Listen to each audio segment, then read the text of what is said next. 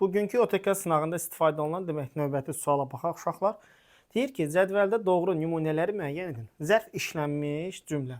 Musa sinif yoldaşlarına yenə də Şuşanın gözəl təbiəti haqqında danışırdı. Yenə də burada nədir? Zərf. Nə? Prezidentin hərbi paraddakı cəsarətli çıxışı hamını qürrələndirdi. Cəsarətli çıxış, baxın, ismə aiddir, burada sifətdir, zərf deyil.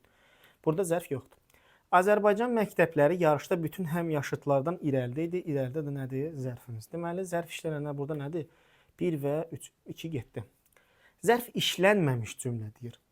İşçi çox olduğu üçün verilmiş son tapşırığı tamamilə unutmuşdu. Tamamilə nədir? Zərf. Demək, bu getdi. Atamla qardaşım bayram günü birlikdə babamgilə getdilər. Burada da zərf var. 5-i də götürməyəcəm. Yağış yağanda binamızın həyətində böyük gölməçələr yaranırdı. Burada da gördüyünüz kimi zərf yox. Bəzi uşaqlar deyir ki, nə zaman yağış yağanda və yaxud da binamızın həyətində. Uşaqlar, birincisi bu söz birləşməsidir. Söz deyil. Eləmi? Yağışdır, yağmaqdır, biri feildir, biri isimdir. Bina, həyət, biri feildir, biri isimdir. Daha doğrusu hər ikisi isimdir. Bu söz birləşməsi şəklində cümlədə zərflik olur. Zərf deyil burada, zərflik. Cümlə özü olaraq. Ona görə burada da altını seçəcəm. Demək, cavabımız nə olacaq uşaqlar? 1, 3, 6, B variantı.